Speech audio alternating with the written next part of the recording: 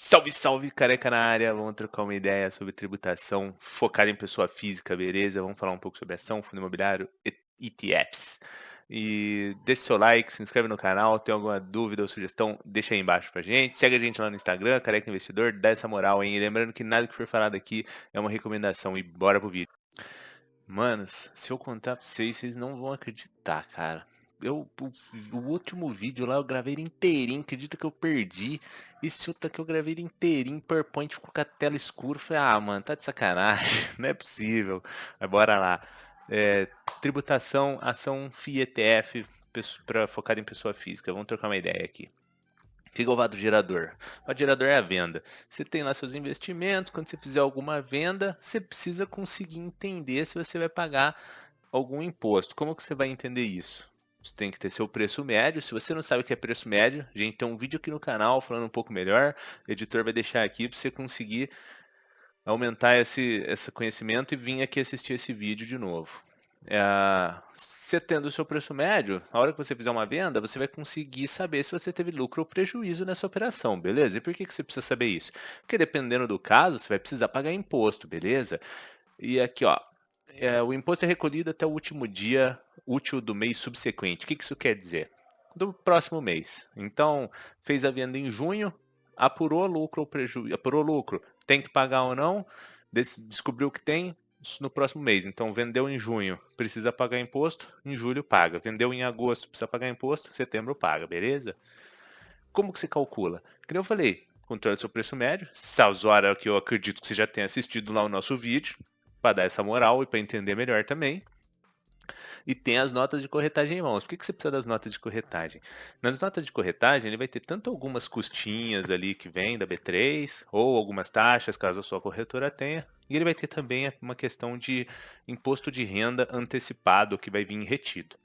Que se houver, você vai conseguir também abater. Então, por isso que você precisa ter as notas de corretagem, para conseguir ver esses detalhes, beleza? E o controle do preço médio é para você saber de fato se deu prejuízo ou lucro, fechou? Como que calcula? Pô, aqui já tem a Via Varejo, que é a antiga Via Varejo, né? A atual Via, que é a Casa Bahia Ponto Frio. 3 pontos de entrada. A cada ponto de entrada, com o meu preço médio vai se oscilando.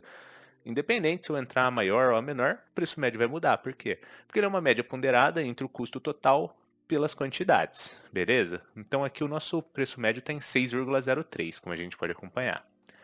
Aí ali em 24 de 2 de 2022, o Diego lá do futuro já vendeu 250 via varejo a 9,28, a ação deu uma guinada, subiu. Então ele fez a venda. Ele teve lucro? A gente vai descobrir tendo o preço médio. Então a gente vai pegar lá as 250 unidades que foram vendidas, vezes o nosso preço médio de 6,03, deu um preço de aquisição de 1.507,50. Como a nossa venda foi de 2.320, teve um lucro de 812,50. Beleza. Sempre que der lucro, paga imposto? Depende. Como a gente está falando aqui de pessoa física, ações ele tem um benefício, que é o quê? Vendas que não excedem 20 mil dentro do mês são isentas de imposto na questão do lucro. Então vamos focar aqui, ó. Não inclui day trade, hein? É só para investimentos em ações que não são day trade, ou seja, você comprou hoje e daí vendeu depois. Não foi uma transação feita no mesmo dia, beleza? Vamos focar aqui, ó. Não exceda 20 mil em vendas. Então, vamos focar que é vendas, não lucro, beleza? Então, fiz uma venda de 19 mil em ações. Dentro desse processo aí teve 1.000 de lucro, por exemplo.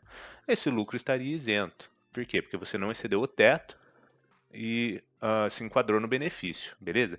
ETF, fundo imobiliário e day trade não tem esse benefício. Então, vendeu, apura se deu lucro ou prejuízo e daí paga imposto se precisar. Quais são as alíquotas? Ações 15%, tem essa questão do benefício aí, se você não conseguir atingir ele, 15% para estar recolhendo. Day trade 20%, ETF 15% e fundo imobiliário 20%. Beleza. O que você pode deduzir nesse processo? Como eu falei, as taxas, sejam elas da corretora ou da própria B3, e o IR retido. O que é esse IR retido? Algumas operações, elas podem reter uma quantidade pequena ali na transação, é como se fosse uma antecipação do seu imposto de renda. Então, a própria corretora ali já pega esse pedacinho, repassa ele como se fosse você pagando, então é como se você já tivesse pago de forma antecipada indiretamente, já morde ali na fonte, beleza? Então, como já foi pago, você conseguiria estar deduzindo, beleza? Aqui o cálculo, por exemplo, esse aqui é um exemplo de FII. Fiz ali, tive um lucro de 812,50, taxas e custa. Tem taxa? Coloca, dá para abater, porque ela entra como uma despesa no processo. Qual que é o meu lucro líquido após deduzir essa taxa? Aí, como a gente está tratando de fundo imobiliário, que é 20% na tributação, a gente vai fazer 812,50 vezes 20%, vai dar 162,50 de imposto a recolher. Nesse momento, você vê se teve IR retido e deduz ele. Por quê? Porque como você já antecipou, você recolhe só o complementar ali para bater o total do imposto, beleza? Lembrando que aqui, tanto as taxas quanto o IR, quando a nota de corretagem ela vem por dia, então você tem que conseguir olhar, se você fizer mais do que uma venda de ativo, pode ser que as taxas ou o IR ali que esteja ali dentro, ele seja referente a outras operações. Então você precisa conseguir ratear isso de uma forma correta, beleza? Porque senão você pode estar colocando uma informação errada e fazendo o cálculo errado, beleza? Então,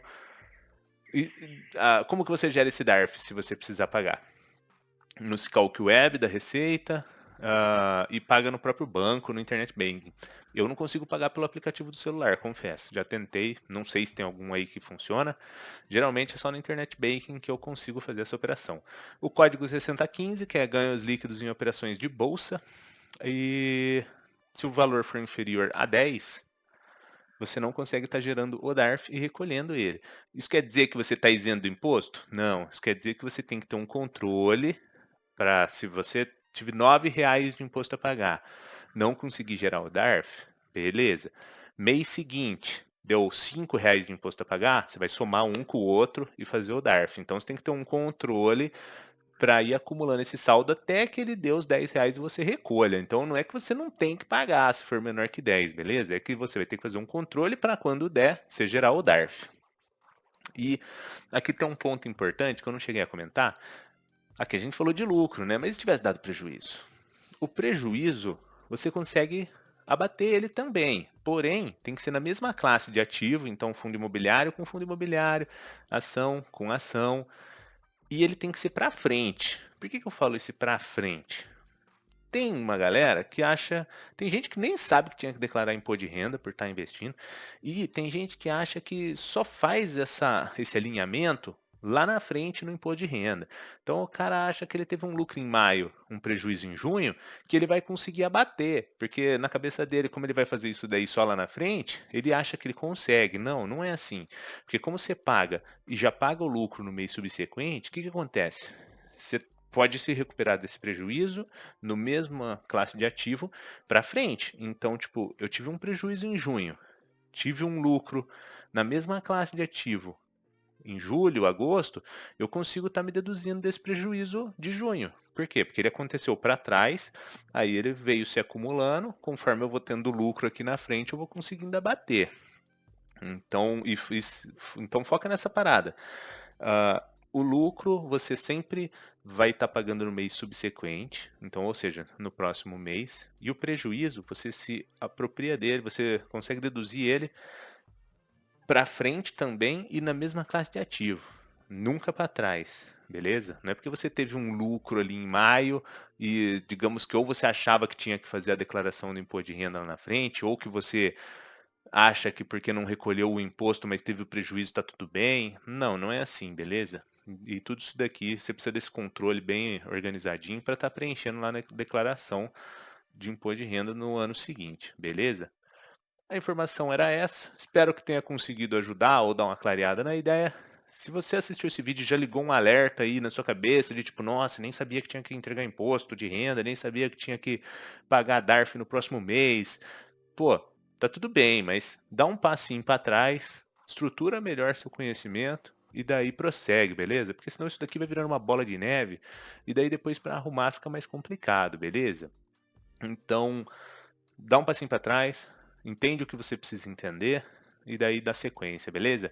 Se inscreve aí no canal, deixa o like, deixa dica aí, sugestão, comenta aqui no vídeo pra gente. Segue a gente lá no Instagram e abraços!